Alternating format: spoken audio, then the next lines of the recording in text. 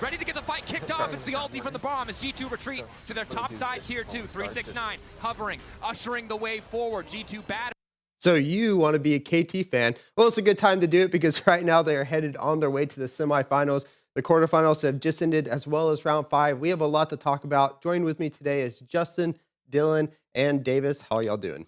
Fantastic. Really good, man. World's quarterfinals. It's a great time. It's a great time. My bracket's not busted. That's Yeah. we're living the dream right now. I'm not doing as good. Yeah, With that sentiment. mine's kind of busted too. Mine's pretty good right now. But you got to remember, 3 rules of being a KT fan. Don't get excited. Do not get excited. And, well, just don't use the E word at all here at this point. But we had some fun going on with that. We saw a little slip up there, but KT does move on. We're going to get started with round 5. We have to start on a little bit of a somber note for some. FlyQuest getting beat by CFO. Tragic. NA gone. I really thought they had a chance in this series too, like the way that they started out, but things just slipped away. And I think Doggo for me was really the bot lane from him. And he's kind of performed like that the entire tournament. Like, this dude's a tremendous player. I think he just kind of outclassed Masu. And Busio is a really good support as well, but they just couldn't match the damage that he was able to deliver. It just felt like they were still so slow. It felt like kind of a continuation of the G2 match. The first game, they looked really good, but then after that, it was like, they just weren't like prioring objectives well. They weren't like pushing tempo. They weren't trying to be aggressive, and then you lose the game that way. Yeah, I think Jinjia did a good job of matching what Inspired was doing well. That's really the point where FlyQuest is going to win the game. But overall, I do agree. It's that analysis that we had last week on the show of the reason I thought CFO looked so bad last week was because they had Doggo on these like vegan picks, Ezreal, Nami, Ziggs, and stuff. In this game, you get to see him. I can't remember what he had in game number 1, but I know game 2 had that insane Draven where he was Corky in game 1, great champion, very durable, he's got a dash. I mean, Doggo's had some insane freaking Corky plays, and the Draven looked really good in game number 2 as well. I'm going to say the drafting seemed lackluster a little bit on the side. Like, once again, that Jhin came out, and we criticized it in the G2, and it's not that Masu is a bad Jhin player. It's just it's not working out well for what they're trying to play right now. It did not look good. And then, unfortunately, Quad as well, just kind of really falling in these games when we really need him to step up. You just have to have such valuable ults with the Jhin. It feels like if you don't have a really good ult, you only have like 4 shots, maybe 8 shots in a fight. Like, you're not going to be able to reload a bunch of times throughout like a short period skirmish. So it's like you have 4 shots, you can do your damage to whoever you can get in range of. But I think, playing front to back, the teams are doing that really well in this event. And like, you can't get your damage onto people you can really affect. Like, you have Rumble and Rek'Sai coming out from Oyster in these games. You're not going to really damage them a ton unless you're super fed as Jhin. So like, the damage output just isn't there if you don't have the attack speed. It also feels if you're not a Korean team right now, every team is like rushing the early game. It's like you're trying to, like, if you're FlyQuest, you're trying to play for scaling, and it's like if you don't last to the end of the game, the scaling is really irrelevant, guys. Yeah, I think Inspired also was just struggling to find the way to make things work with this Jhin. He's trying to dive the back line as the Vi and make something happen, and a Jhin just has no way to influence that, to get back there, to really do anything. He still made it happen. 9-5 was a good scoreline from him on that Vi. In game number 2, we saw him switch over to the Kiana and try and go for this sort of like solo carry style and just drag his team along. He got some kills, but they were pretty far behind. They were. And I think that was the one where they really had to get going because they picked the Lucian. I talked about this last week. I don't like the Lucian outside of Ruler right now. And it was, again, a game that just did not work. And on top of that, when we see the Annie being so passive, it allowed like them to just completely like roll, like see if I would roll over the match. But I really liked their early game where they trapped the Nami as well, forcing out both of her summoners, and that completely shut that lane down as well at the beginning. I mean, it felt like when they I don't know, it just felt like they were changing the way that Annie should be used. It's like it feels like you should be trying to engage in third timbers and do exciting things. They were like waiting to respond. Like, I need to use it to get somebody off of us, and it's like you're literally halfway through the fight, mostly dead. And it's like, what are we doing? Yeah, you need to be like proactively teaming up with your Kiana, using that CC to set up for her and get her rolling earlier instead of when you're already down like 2,000 gold. Yeah, and especially they needed her to not be scared, or any Quad not to be scared. And then he was like sitting there freezing top lane while we had Silent the bottom lane trying to push, and that makes the mid lane not able to do anything because then we see CFO just reacting to whatever they're doing, and with no pressure there, it just felt like they were kind of trapped between a rock and a hard place because he was scared to play, he was scared to die. On that, it just led to them again like giving up that lead. They just got massively outplayed at the end of the day, but it was rough to see for this team. For sure. I also think Quad. I don't think Quad. This whole event kind of Quad let me down. You know, he was playing really, really good up until you get to Worlds, and then Worlds is like you need the mid laner to be a big presence on your team and be able to roam and affect the game a lot. And he Yeah. just played so passive to where he wasn't affecting games. To me, as an NA fan, it's like I just can't enter enough. Like I feel like if you swap FlyQuest and 100 Thieves bracket, it's like 100 Thieves probably makes it out. FlyQuest would get smoked. I mean, 100 Thieves got smoked in their own because they got a terrible draw. But like, it's like it just felt like 100 Thieves looked like the better team for NA the whole time. And it's like for FlyQuest to be the hope of America, it's like they definitely disappointed. I think also when you look at those mid laners for those two teams specifically, like Quid versus Quad, like Quad looked so much better in the regular season, but then you come into the tournament and Quid is looking insane. He's picking a Kali, styling on some of the best mid laners in the world and stuff. And that's kind of what's putting 100 Thieves into contention to be able to win those games. Whereas FlyQuest, you're not getting that same level of competitiveness in the mid lane. It's much harder to fight and get those wins. Yeah, the meta shift over seems to be favoring more of those proactive mid laners now. You need someone who's able to get in there. Even in games that we see some of the teams losing, if they can keep that mid game where they're, mid laners doing something, trying to make plays that look a lot better. And that kind of leads into this next one. You have Top Esports versus BLG. We finally have, the two LPL teams, the number 1 seed going against the number 3 seed team here. And BLG start off pretty good and then just completely falter after it, though. Yep. I mean, it's exactly what we talked about last time. It's like they look disorganized, they look disheveled, they look like a shell of themselves. Like this doesn't even seem like the same team. Like they're just sloppy and inconsistent and like making mistakes that they shouldn't make. They look like the 4th seed out of China, not the 1st seed. Yep. And I mean, they look like that number 1 seed in game number 1. Yep. And they completely fell off into game number 2. And then what I think for me really kind of sealed the deal was I think they should have kept Shadow in for game 3. Yeah. Instead, they tried to put Beichuan in. And I think that's fine if it's a best of 5, but it's only a best of 3 in your game. Lives are on the line, and Shadow has been consistently the better jungler. Now, Beichuan actually did fine in that game. They got massively outscaled, but I think at the end, those in-game fights, Shadow really shines in those, and Beichuan just kind of fell off, and I think it was just a mismanagement by BLG at that point. I'm a big fan too of letting someone continue playing. He's had these games to figure out like how Kanavi's playing, learn what I can do specifically. And yeah, Beijuan's watching the games, they're sharing that knowledge and stuff. But if you're not playing in it head to head, you're not going to have that exact knowledge. I don't even think Beichuan had played in a game since the very first one of the tournament in the Swiss stage. So it's kind of weird to like ride Shadow through this whole momentum, and you get to an actual knockout stage where you could get eliminated from the tournament, and it's like, oh crap, there's one game, do or die. We're going back to the guy that hasn't played since the very first game of the tournament. That just seems really weird to me. It just felt like it just really showcases like how, I guess, sloppy this looks at times. Because it's like, I'm assuming they did that because they probably wanted a specific champ prio and they really wanted a combination that maybe they favored them in. But then it's like, if you don't get that in champ select, it's going to look bad. The optics are going to look bad. And then if you don't get what you want, then you're in a spot where it's like, well, we should have kept Shadow in, and what are we doing? And I do think that BLG should have won this game number 3. Like their draft looks pretty good. Yep. Ben was going crazy on the Jackson the whole game. And the comp that we saw out of Top Esports that actually won it was insane. It was like Mordekaiser, Kiana, and Smolder mid. and Smolder mid, That's what which really is like, did it, though. Smolder's a really good mid laner and stuff, but that comp should have like no agency in the early game. Right. But they figured out how they made it work. Just a lot of misplays. I mean, that's the story of the tournament for BLG is like, you have all of these moments where if you just don't make mistakes, you win. They're very disciplined and don't make those mistakes, but at this point, they're making like all jokes aside, mistakes that normal people make.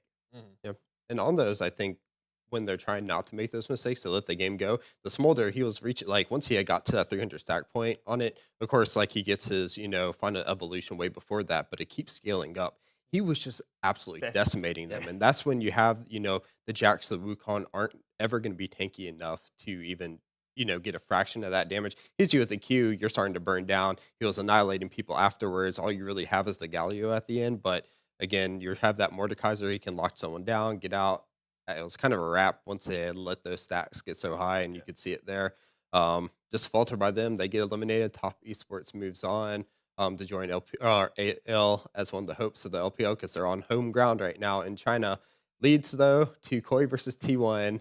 And once again, we have T1 finally in a spot that they've never really been in an elimination match in the Swiss stage.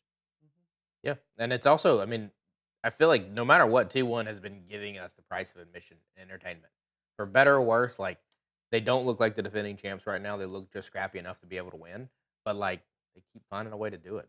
It's exciting to watch. I mean, unless you're a T1 fan, you're probably having a heart attack every time. But That's how I am right now. Yeah, it's so easy to believe that the script writers are on their side with how they end up in the worst positions possible. I mean, pick play-ins against IG to even make it into the tournament. Now you're in an elimination match, not against a very particularly strong opponent. I didn't really have any concern that T1 was ever actually going to lose this, but they're just like so flirting with death. Their tournament life has been on the line 2 times now, and in 2 times possible. So they're doing their best. The plot armor is staying strong, and they look really good. MCoy didn't really stand a chance in the series. How much did they pay MCoy to allow Faker to get both Azir and Rise Yeah. in a best of 3? Yeah, Is my question. I don't understand why everybody keeps giving it to him. It's insane. I do think that match did showcase still some continued concerns in the top lane.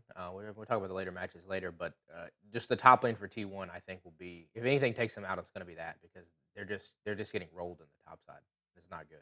Yeah, I mean, give me Yushi though, but when you finally have Faker being the unkillable Demon King, perfect this series, Yeah. and then everyone's saying Guma needs help. That's just kind of outside of just owner because he needs to focus on jungle, which Guma does as well, really well. But I mean, we finally had, Faker step up. Kyria actually looked really good in this as well. He was playing those tanky, the Alistar, the Leona, looked really good. So we're kind of just missing, as you said, that final piece of the puzzle if they want to get to grand finals. Would be having Doran step up. We'll talk about that a little bit later. We are going to go ahead and shift into the quarterfinals, which did start off with Gen G versus HLE, the LCK Grand Finals rematch, once again being played off here. And Before we talk about this one, let's talk about the draw a little bit too, because I do think this was a pretty good draw. There were some solid matchups in the early round, but also all the best teams are very spread out, and we still get very competitive semifinals. You guys happy with the draw? You like any of these matchups? I think ALT 1 was like probably the hardest matchup. Like that was the one that was going to be the most contentious. And it's like whoever wins that, like, is probably playing a G2 or a top that they probably should beat. Now the other side though, I mean, you can't hide it. I mean, you got K2 who looks really good, Gen G who looks really good, HLE who looks really good. CFO's in it, and we're glad they're in it, but you wouldn't expect them to be able to make a crazy run. Yeah, I think that Gen G Hanwha match is the big star of the quarterfinals. You get what is a world final level match, LCK 1, LCK 2 facing off, and it really delivered. It was a great match. It was. I mean, that was the only one maybe you could kind of say you'd maybe want to see like a little bit mixed up, so maybe to not have an interregional match between that early, but it is what it is because, this is kind of the fallback of, they both lost, right? Yeah, and so Gen G and HLE losing, they have to get matched up there. You have 2 teams you didn't expect to go 3-0, or, well, maybe one with KT making out with the 3-0 there, and I kind of, I guess, mixed it up a little bit, so you end up having to have that draw come out. So I kind of feel like if you're looking at how teams performed getting into that draw stage, it was actually a really decent draw for it. It's also tough too because if you're AL or KT, like because you got that 3-0, like you're probably going to come in a little bit cold because you got to watch these teams play. You also haven't played in a couple days, and then if you're AL, you got to play T1 is the one you pull. So that's a really hard one. Yeah, but again, getting back to that match though, that was as expected for Gen G versus HLE. Unfortunately, I guess for a lot of fans out there of HLE, kind of hoping to see if they can maybe make that run, maybe get that, upset. But unfortunately, I mean, Gen G has looked really good after their initial loss going into this. They're getting back to being, that team we expect to be strongest. And I think if we did see a team take one game off of them, it was going to be HLE. Yeah, HLE looked pretty solid in this first game. They had that really interested, like, Pantheon returning to the support role for the first time in Worlds. I thought the draft was solid, and I saw what they were cooking on, but just in execution, it really didn't pan out. I wasn't seeing Pantheon ulting around, influencing other lanes, acting as a second jungler. It's kind of like what we were talking about in those other matches of it just being reactive. When with Pantheon, you don't want to be reactive. You definitely need to be proactive. But Gen G is they're just a hard puzzle to solve. 3-headed dragon. And it's also tough too because it's like when you think about what Gen G has looked weakest against, if there is anything, it's like it's things that they're not consistently playing. And it's like HLE, you kind of know that book. And if you're HLE, like you kind of get stuck in your own head of like the last few times we played them, if this would have went different, we could have won, or this would have went different, we could have won. But the teams that are really disrupting Gen G are ones that are coming with completely different game plans. It's really hard when you played a team multiple times throughout the year and you've seen them so much with such common opponents. It's like you're trying to get plus or minus 5% out of it when you really probably should go completely to the drawing board. So I don't know. It's tough for HLE to try to come back in that.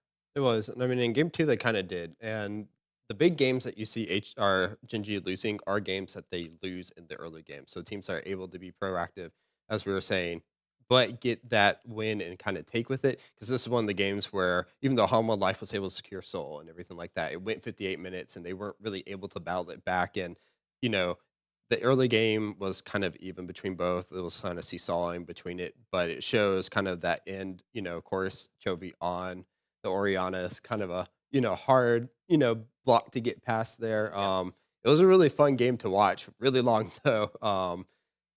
Yeah, Viper looked really good on the Ziggs in this game. One of the few players who we see that regularly can pull us out in the bot lane and put out big damage on it. Most of the time, I hate seeing that one. And Yeah, something insane. 70k damage that game. He looked tremendous really the whole series. I mean, his stats right here I'm looking at, he went 28, 8, and 24. So I mean, like he kind of carried the HLE as much as he could have. The top side of the map, Zeus, and in my opinion too, I think Peanut, I think they both dropped the ball a little bit in this series, and that's really the reason that they lost. It stinks to say, but you're playing against Gen G, who's been the best team pretty much all year. It's hard to arrive in that moment. You feel that as an AD carry player, Yeah. doing the best you can. Unfortunately, sometimes it's not enough. They did get the one win though when they were able to pull out the Sivir, the Yone. So they were able to get, kind of a little bit of hope into it. And then you go into that last game, and boy, it No was hope. just not close at all. And I saw the main thing I wanted to say too, because I noticed this, like when Peanut, for example, I was just talking about him, when he was playing a jungler that was a little bit more tanky and he's not expected to kind of be like this hyper carry jungle. First game in Sejuani, and then the game that they won, he was on Trundle. Yeah. When he's playing champions like that, they found success. But then you have 2 games where he plays like a Xin Zhao and Nocturne, where you're expected to do a lot more damage, you're expected to dive backline, make a lot more plays. They just couldn't find success, and I think that's where the fault really landed for this team. That Trundle was also picked into Skarner and Scion. So it's a great pick for him, but also a great pick into what the opponent has. I think if Peanut's set up for success, he will do well. Part of the problem with him, though, is a lot of his tricks have been seen by these teams so many times. How many times are you going to get ganked by a Poppy who flashed over the Dragon Pit level 2 without learning it? Gen G has learned by now. So they've got, I think, the Peanut play line really dialed in. Yeah, and that game 4, I just didn't like the comp. It's like almost a full dive comp, but you have the scaling, the smolder that you expect to scale, but then you have the Camille against like an Alistar. She's gonna get knocked up, can get knocked out of her ultimate, to make sure that the prison goes away. It just didn't feel good, and it feels like what a lot of teams falter against Gen G when these games get to game 4, get to game 5, is that the drafting's just so much better on Gen G's side right now. They seem to have figured it out. Maybe had that one game where they maybe didn't in the Swiss stage, and after that, they've just looked completely solid. Yunara Wei as well. Also, Wei, I think, is one of the champions that Chovy may have a lockdown. We're talking about Ruler having Lucian, but Wei has only really looked good in Chovy's hands lately. So it was really good to see them pull that out right now. Yeah, and the Nidalee for Canyon. I'll actually kind of push back. I don't know if I like the draft too much for Gen G. I think they executed it really well, but Hwei, Nidalee, mid jungle is a little bland to me, but they make it work. If you execute well, you can make a subpar draft work, and Canyon is that guy when it comes to pulling Nidalee out in like a game 4 or 5. He's the only one who I trusted. So I think it's tough too because it's kind of the end of Peanut, and then it's also you got Canyon on the other side where it's like you look at in the nicest way expiring talent that's walking away, and then like the current is right, and it's like you got the same thing when you see Chovy versus Faker. It's like you kind of get the what was and then what is. I do think that Faker's probably still a little closer. I do think Peanut didn't look that good in the series. Not to say he's still not one of the best players in the world at his role, but you're also playing a team that has arguably a top 3 at almost every role. That's true. Yeah, and it showed with it there. So unfortunately, they get knocked out.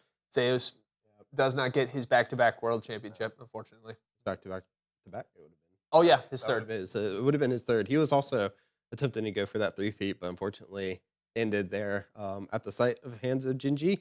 So that moves us on. Then we get into the game, which I think a lot of people were excited for. So CFO versus KT there. One for KT fans, obviously, that your team is finally making it back to knockout stage and possibly to semifinals. And then for CFO, first time making it in org's history, as well as ending a decade drought of those specific teams not making it to a knockout stage as well. And unfortunately for CFO, just they lost steam at the end there. Yeah. This was one where I was not sure what we were going to get when we came into it. CFO's been a pretty consistent team throughout the group stage.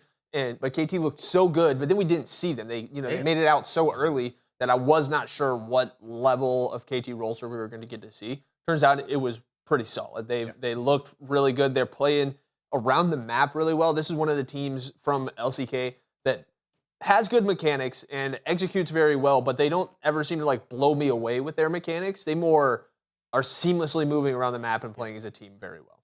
They just feel a lot more fluid. It's like when you look at like Gen G, it's like they're like tacticians of like perfection, right? It's like this doesn't feel like that, but they basically haven't dropped anything the entire event. They've just been steamrolling everybody, and I don't know if that's is that a credit to them looking really good? Did CFO have a bad day, or like I mean, we're gonna see in a couple days. So Yeah, I mean, there's something to be said though, because they were in the Legends group, and so they're consistently playing against Shinji, HLE, T1, and They lost a lot. They lost a in the lot. regular season, Yeah, but to the but- good teams. right. And so, and it kind of is swapped around when they got here to Worlds.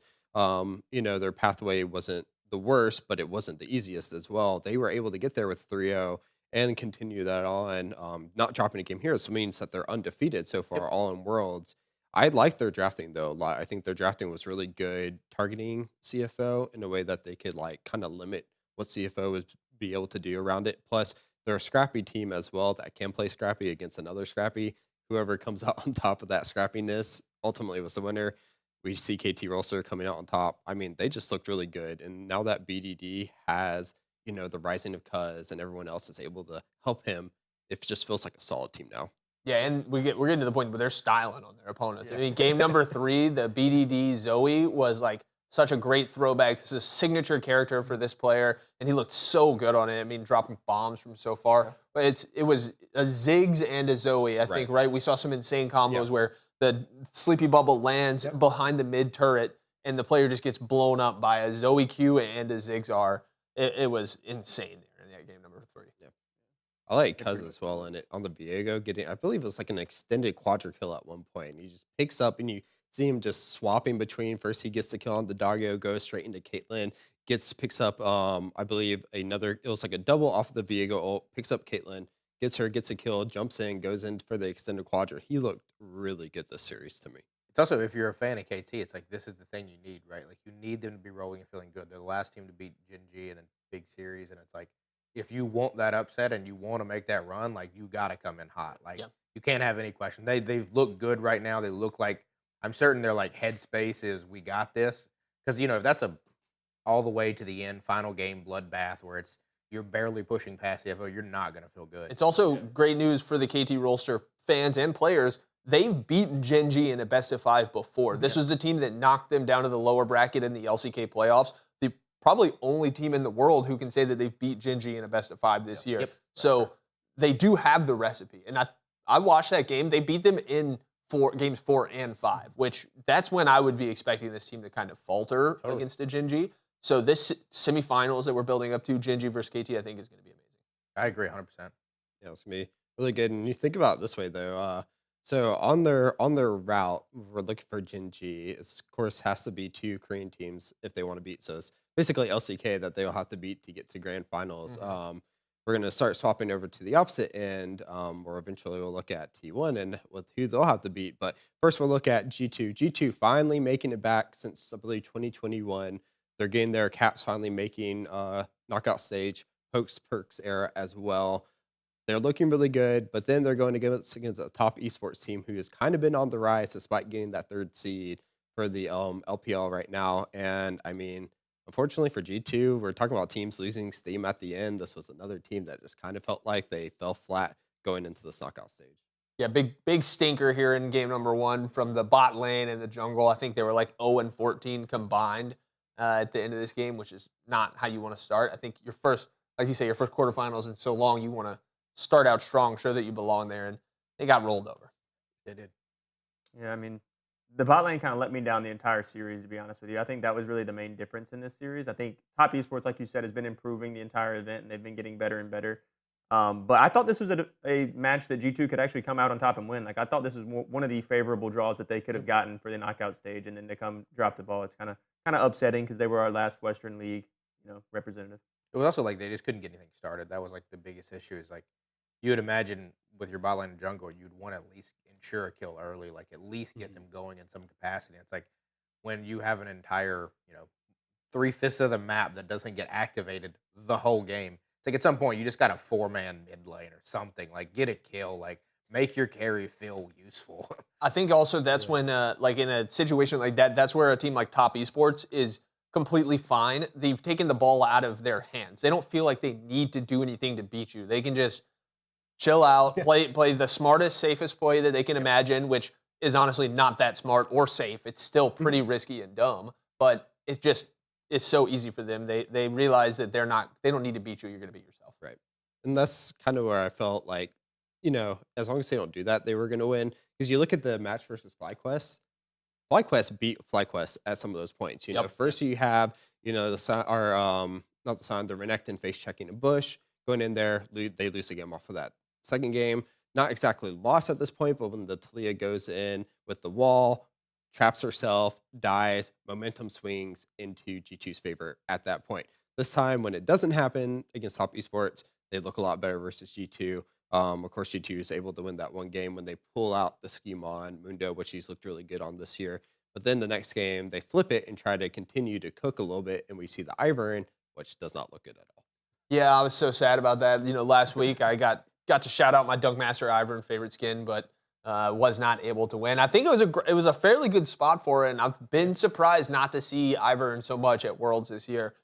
Fortunately, it didn't work. I almost want to give the credit more to the Thresh for the loss than the Ivern. Less of a fan of that, but that's definitely my personal bias speaking. Yeah. And then, that Neferi at the end, he just looked so good on Neferi throughout this whole entire, year pretty much. That was completely just kind of like tearing them up. And on the opposite end, you would think against the Poppy and the Orin, they should have a little bit more, agency. Disruption. Yeah. I feel like they never get close to the objective. So it's the hardest piece. Is like you said, Top they weren't going to lose dragons. They weren't going to lose autocons. They just played it safe. They were like, we'll just wait you out. You're not going to kill me. Unless I make a mistake, you're not winning this. Yeah, the Zyrakan at the bottom, which I think is really good into, the Draven. We see the Draven being pulled out, which obviously has seen a lot more play at higher elos of the current meta right now. But also when you see Doggo play it, you're like, man, this champion can do good stuff. Anyone else playing it, it does not look that good right now. I do like the angle from G2 to pull it out. Hans has always played Draven, and they love pulling it out late in series when it looks good. The angle was okay for it. They just kind of. He is a good Draven player. I think his actual overall is pretty net positive on that champion. It's just one of those, I guess, at this tournament itself. We see a lot of maybe specific different players having really good champions that are really working for them, but not working for others. Draven seems to be in it at the moment. They weren't really able to utilize the Nico as well to kind of help get him ahead, because I believe he died before he was able to cash out at the beginning as well. It's also I feel like both the literal character, but also the players who play Draven. It's like, dude, you got to be confident. When you think about those Doggo clips, he's styling a dude in top lane tower. He is having a good time. At this point in the series, G2 is not having a good time. No. Your mentals are not high. So it's hard to be styling on people like that. It's a desperation pick more than a confidence. Confident, proactive, all of that. I think another thing with that too is when you have a character like Draven, you really need a good support to be able to help you. And I think LeBrob, that's who I look at in this bot lane that really has dropped the ball as far as the performance level of his support versus these other supports that they're playing. I don't think LeBrob was at the level of some of these other supports. Right. And that really hurts Hans when he's trying to lane and he's trying to find success. Oh, we didn't get any cannon minion cheese, did we, as well, to get first blood? I think that's obviously one of the things that really helped propel that one game for Doggo when he was able to style on them at the end, is that, of course, you do get that, the Nico that does cheese that helps you get that first Thanks, blood. I got 6 tower shots. Yeah, and no problem. Unfortunately, we don't see that on the end. So G2, unfortunately, bowing out in quarterfinals, leading us to this morning's matchup, which was probably, if on paper looking at it, would be the closest series, ends up being the closest series. But Faker's plot armor against LPL teams right now is just absolutely insane. Dude, the Riders are cooking. The Riders are cooking. Yeah, this series was that climbing game that you play with your friends. It was peak. Yeah. No, it was really good. I was getting shades of World Finals, DRX first T1 game 5s when we got into game number 5. Obviously, with a sick first silver scrapes we get to see. I was honestly going to be very sad if we get all the way through the quarterfinals with no full best of fives, losing those in the play-ins and only having best of ones and best of threes kind of worried me that we weren't going to get the chance, but it delivered. It's crazy to me that we talked about this last week, and it was like that game 5 was the most perfect example of like, what I think Korean teams are doing so well is like the whole game, AL was playing kills and they were playing lane, and T1 were playing every dragon. They got all 3 in less than 18 minutes. They got the autocon. They were pushing all of the objectives, and they weren't getting kills. And at one point, I think it was like 10-4 or something like that in AL's favor, but it was like you heard the casters rolling through like autocon 89% win rate. It's like T1's just doing what it takes to take down the Nexus. They don't care about anything else. That is their only plan. No, I felt like when watching this game, if you look at game 1, which was like completely dominated by T1, you can see that this was their game plan because all the fights that they wanted to take were around dragon. This was one of the games where you don't have that first blood until close to that first dragon when it's being, or I believe maybe first or second dragon when it's being fought around. And you can see it that AL just don't look comfortable when T1's already set up around the objective, which leads into games 2 and 3. They start being reactive. They start reacting to getting those kills before T1 can make their way to that objective, and that's how they really start to shine. And then when you get back into game 4, game 5, you have like the heroics from a lot of the members, but they start, as you said, playing around those objectives a lot more. They look really good, going into it. And, if that's what it takes to win, T1 has 5 junglers on the team at this point. Faker securing the Otacon, Gumayushi securing dragons and everything across the board. If they're going to be playing like this, obviously teams are going to be looking at it, but how do you counter it? This is the question. In game number 2, we also got to see the Faker and Nivea. Davis, I want to ask you, do you think this was Faker just running out of picks, forgetting it was his turn and just picking the first one, or do you like this Nivea? Nah, I kind of liked it. I think he's not the same as me, where he's on stage, he's locked in, so I'm sure they talked about it. It's not like he was on his phone and then he hears the little thing going down. And it's like, I got to pick right now. Hey. So I think they definitely had it, figured out, but.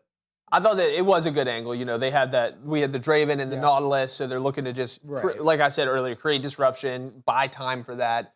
Didn't work out for them in game 2, but I love seeing Faker get spicy with that. He's generally very vanilla with his picks. He's picking Victor, Orianna, Azir every time, and the Anivia was a nice little treat. You even saw it in game 5 too. We got another little treat out of him, a chance we don't get to see him play a lot. It's interesting though from how they played objectives throughout the series, because it felt like the whole time T1 had the same strategy, but Gen G just kind of got lost in the sauce in game 4 and 5. Because like you said, like game 5 was crazy because there were times where they were so far up in gold league. They would get to dragon first, they would have it, but they just couldn't burst T1 down enough. And T1's like, we're not leaving. We're either down or taking dragon. One of the things happening.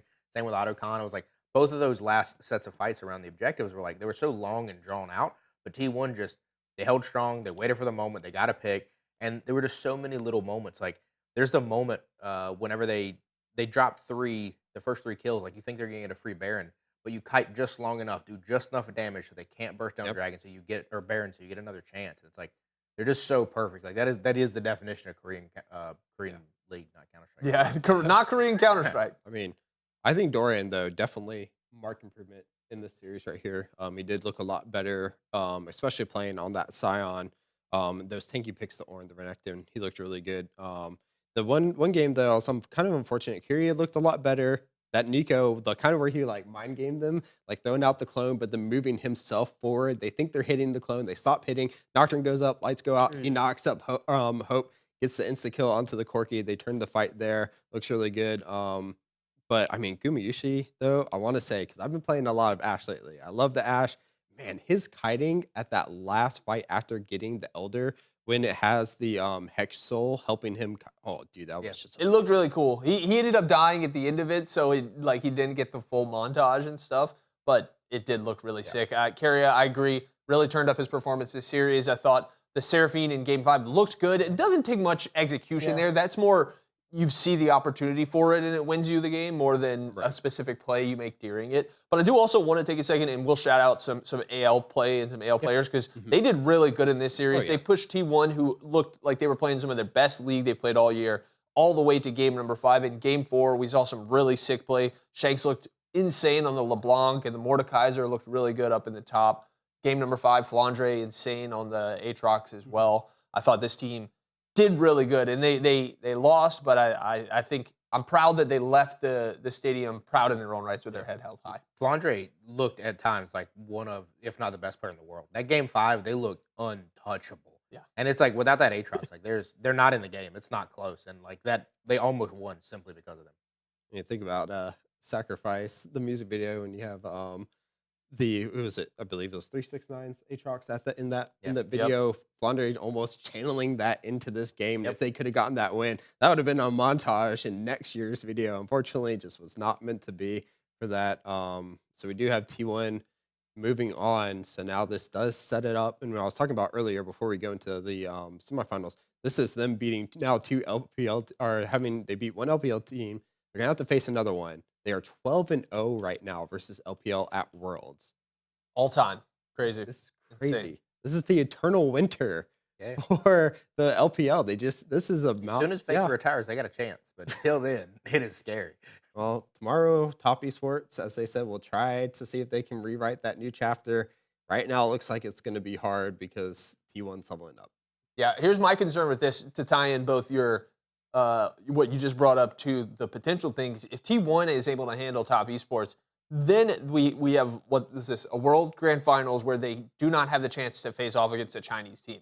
They're either going to be playing Gen.G or KT, and T1 has not won Worlds against a non-Chinese team since 2016. So it would be a big hurdle to overcome. I think they should have no issue handling Top. I mean, if Top plays really good and T1 plays really bad, then I'm expecting Top to win. But if they play the same way they did in these two, it's going to be all T1. Yeah. It's also, if they took care of AL like that, they shouldn't have any problem taking care of Top, in my opinion, right now. it'll probably go to 5. The scriptwriter's going to keep it exciting. But, I mean, to your point, though, it's like we could look back to, T1 hasn't done this since 2016, but most teams have never done this. Yeah. You've got so many rings on that camp. Like, you've got so much success from them. It's like, if there's any team that you can't count out ever, it's the team the Faker's on. And, I mean, at this point, it almost feels like you would take them. Like, it feels like you should bet on them. Those are the betting odds, even though, like, I agree, Gen.G looks like the far better team. But, I don't know, there's magic in that red color. I mean, how crazy is it, too, that we're at a Worlds in China, and T1 is like the home crowd, essentially. Like, they're getting more cheers than anyone's legend is. Like, Top Esports will be coming into an away stage in Shanghai. In home. Next week. It's just so insane. It's actually 2 days. 2 days. Oh, yeah. Oh, so actually, I guess technically Tomorrow. I don't know which one's which. Tomorrow is going to be Gen.G versus KT. That makes sense, so they get a day off. And then Sunday will be the they're going straight into it. Yeah. It's gonna be crazy. Well, Gen.G didn't. Oh yeah, They get a they day. had the 1 day. Well, a couple days, I guess. They had the 4 KT. They get a little bit of rest, but I mean, that's back to back there for them. To me, it sets up, like, no matter what the final is, I think any option is going to be great. I think back to Madison Square Gardens, I got to watch T1 versus KT. KT pulled out the misfortune then. It's like, I don't know, the finals to me, like, there's so many, like, cool opportunities. It's either going to be, in my opinion, T1 versus Gen.G or T1 versus KT. I hope it's KT, but that's for my bracket pick'em's sake. Yeah. Oh, you got I need those KT points. over Yeah, Gen.G. I got KT over Gen.G. Yeah, he needs that. It's sitting in 6th, not too bad. Yeah. I moved up to 4th after these. I said I was going to put more thought into my knockout stage. Helps push me up a bit. We have Proper still sitting up in that top spot, but It's going to be hard to dethrone. I pretty much need a perfect bracket from here on. I'm glad I'm you're cooked. I have one correct out of this first round of quarterfinals. Well, if you were to redo it now, who would you take going to the finals? I would still take Gen.G I have Gen.G going to the final in my bottom bracket and winning. I had AL advancing to the top side. If I would go back and change it now, knowing this result, I might put T1, but I would still pick AL if I was to do it again now and they hadn't played yet. All the information, and he'll still get it wrong. Yeah. It's so funny. I would still pick AL, but What about you, J-Dog? I think I'd still, I wouldn't change it. I'm not a go back in time and change kind of guy. My bot side is good. I had Gen.G and KT. My top side completely wrong. So I'm just riding with the bot side right now. I actually don't know who I'll be rooting for, though, Gen.G versus KT. Part of me wants Gen.G to Golden Road, finish it out. And just to clarify, I don't care that they didn't win first stand. It's still a Golden Road if they win. But part of me loves the underdog story of KT, too. So that's I think, where I'm at. yeah, and I think no matter who it is, when T1 beats Top Esports, they're going to lose to them in the grand finals. They can't beat their LCK fans. It'll be so poetic, though. It's one of those of, like, can Faker stop the Golden Road? Can he get revenge on KT? Like, there's so many, like, every end. Me and Davis were talking about it this morning. If we get freaking Gen.G versus T1 grand finals, game 5, like what viewership numbers is that going to pull? Like, are we going to hit 5 million or something? I mean, the one today broke the previous record. 3.2. Yep. Yeah, in just a quarterfinal. Yeah. So I think if we get that, the marquee matchup for, T1, 3 worlds in a row, Genji, first ever Golden Road, that's the pinnacle. Like, I don't know if we'll ever get anything better than that. Yeah. It's also wild because you think back, T1 when they had a perfect season, they defeated Genji, who were on a run to have a perfect season. So T1 snuck and got it first. If T1 denied them and then next year Golden Roaded, same, it'd be crazy. Right? We'll film a full movie. Oh yeah. They would. Yeah. Dude, at this point, Faker's tale is going to be longer than the Harry Potter series. Like, He's got a tail? no, I mean like the Oh, okay. story. It's going to Okay. be longer than the Harry Potter series. Like, they're going to be like Yeah. 6 movies. Yeah. He's really taking the Ari cosplay to the next level. If they do it, they'll have to add another trophy on his Hall of Legends skin as well. Yeah, is that like a free upgrade on the RS skin? Or is that like $20? Nah, you got to pay. No, that's for it. another 500, yeah. That's for Can you sure. imagine they have to add an extra Kepley's tail in. just- Kepley's already Yeah, swiped. sure. He's already You swiped. don't care. Well, so we have the good laughs. Unfortunately, though, as we talked about earlier, HLE was eliminated, which means that Peanut himself had his last dance. Let's go ahead and take a look at his final words here in his interview after the match. Thank you so much. I am very grateful for your support and for you crying for me. But my story ends here. But there's still more players competing and performing in the tournament. So please keep watching the upcoming matches and tournaments. And one more time, very, very thankful and grateful for all of your love and support. A lot of inspirational words. Thank you so much on behalf of the whole league community. Yes, so story ends here, but let's go back to where it began.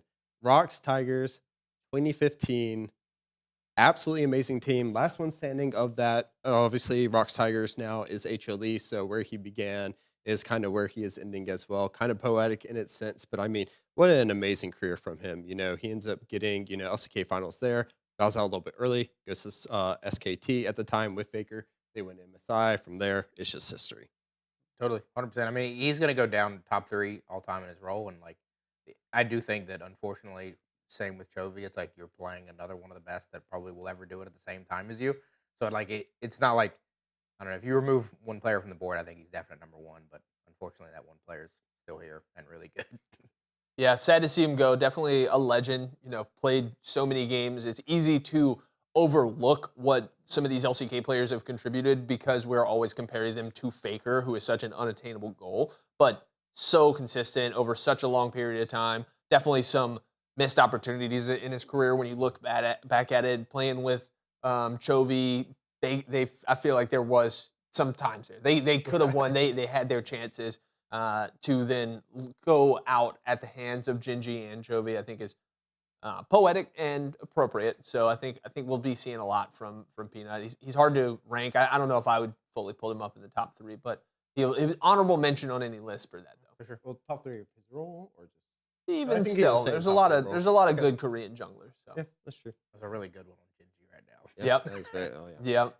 I mean, but one big thing about him was the fact that he was able to do so well in both LCK and LPL. Yep. He did have a stint in LGD as well. There's a couple of other Chinese teams when he was there. So being able to do both, because sometimes, almost when you think about it, if a Korean player goes over to China, sometimes it may look as a little bit of a step down, but he still was able to come back and do so well in the LCK after playing in both. I think that's why maybe I would consider him. In That's top 3. 100% true because there was a few names of Korean junglers on Chinese teams that I think have arguments against it, like Kanavi and Tarzan and stuff, and they definitely were not as successful in the LCK as Peanut. So you're 100% right there. I also think Peanut has like a weird kind of like cool, unique sector in the jungling history of like you said earlier, talking about the tricks and flashing into Baron. It's like That poppy he was like a shifty, creative, like he would do weird stuff. Like maybe not the most mechanically gifted. I mean, I definitely think you could look at Canyon or others for that, but like always so creative, so unique, like would just do fun and exciting things. And it's like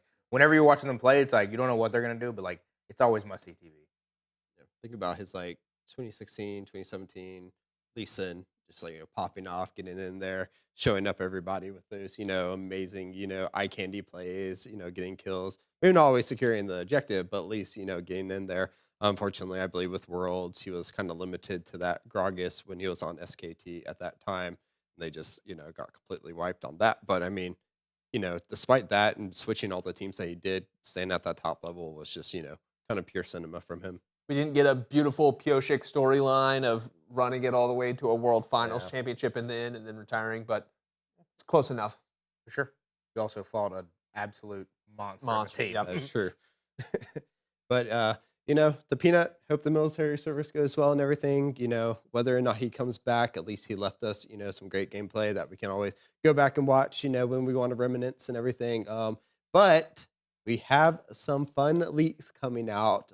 We are going to talk about the new champion. We finally get to see the first look at it visually, as well as, I believe, the passive through the E or something. I think the only thing we haven't seen data mined is The ultimate? just yet. Yeah. But this is our new Darkin hero coming out. Kind of reminded me of a Naga at first glance from World of Warcraft. But This was like some alien footage that we'd see leaked from Area 51. What's up with his colors? He's looks like like blue. he looks like green or blue Aatrox. yeah. Yeah, he definitely gives big Aatrox vibes. I think he's cool. Looks cool. I don't know how I feel about his name. I like Z. Z's a cool letter, but like Zahin is kind of. Do you think it's gonna be like another play on Zlatan? Like we're just like. Yeah. Yes, we're just gonna get some arrogant, crazy guy. They put a soccer ball in that little Headbutt sphere. everything. Yeah, it's the Zlatan Zahin. Yeah. Skin. Hey, that's a free one. good Free one. one for you, Riot. Yeah. No, I think it's dope. It looks cool. It's so funny. Actually, switch back to that previous one and then to this. You can see like this drawing in the bottom right. It's just a drawing of this exact image we saw before. He's literally standing in the exact spot. Sketch it out real quick. One thing that I was curious about was with his passive, like how fast you're going to be able to stack his passive to get your revive. I think that is something that's interesting because the passive you obviously have it at all times. Like if you're able to stack it before level 6 and you have a revive that's not an ultimate, I think that's kind of crazy. Yeah, that's old Aatrox. Yeah, exactly. Like, he vibes into it. That's But on an ult, not a passive. It was too OP. his ult. It was too OP to be in his ult. So how the heck is it going to work in a passive here? It's got to be so. Hard to stack it. Yeah, it's got to be so situational. Like I mean, Renata has a revive, but it's pretty difficult to pull off. So this has got to be. Go for it. I don't stand. We have question marks in there, so we'll have to see if what and anything has changed. Of course, it's just like really early information, so it could go through some different levels of change for it. But the actual like QWE, I really like. So it does look like it could be, depending on the numbers that we get from it, maybe top jungle that we're looking at it from here. Obviously, empowered auto has a little bit of CC. But you have the pull, you have the dash, which just screams, top jungle. I mean, he's got a spear of some kind. I mean, I know it's not actually a spear; it's some glaive, some fancy name that the weapons nerds like. But you see somebody with, you see a big bulky guy with a big spear thing like Sharp that. stick. Yeah, he's playing top Top jungle. Yeah. Yeah, mid as a stretch.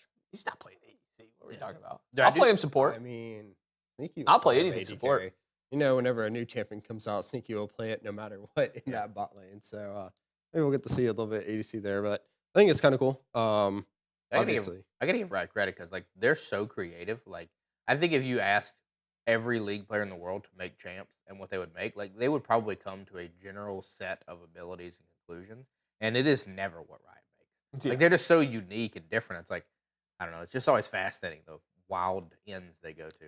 I don't even think, back playing at the very beginning that we would get to this many champs because as you're saying, like, I don't think I even thought that far. And, Totally. they have a lot of these champs in the bank already. Like, they're already, working on them years ahead. So this is obviously someone that they're like, hey, we already have this already worked on. This is why we can release it.